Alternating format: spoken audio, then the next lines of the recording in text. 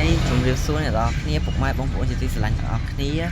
ហ្នឹងហើយខ្ញុំជាអ្នកមកថ្មីសូមស្គាល់និងសូមរាប់អានផងហើយកុំភ្លេចជួយ follow និង like វីដេអូខ្ញុំមួយផង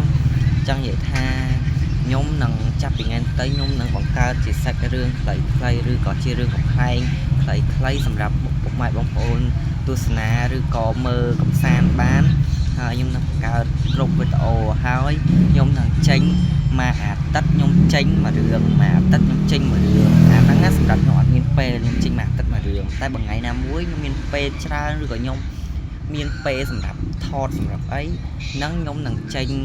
ខ្ញុំអត់ប្រកាសថាខ្ញុំចេញថ្ងៃណាទេប៉ុន្តែខ្ញុំដឹងថាចេញឲ្យទៀងទាត់ប៉ុន្តែ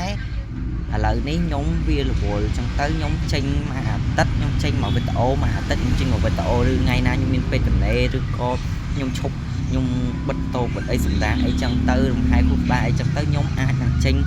មកអាទិត្យ2វីដេអូឬក៏មកអាទិត្យ3វីដេអូអីចឹងទៅតាមតាថ្ងៃដូចគេថាថ្ងៃច័ន្ទខ្ញុំចេញមកវីដេអូ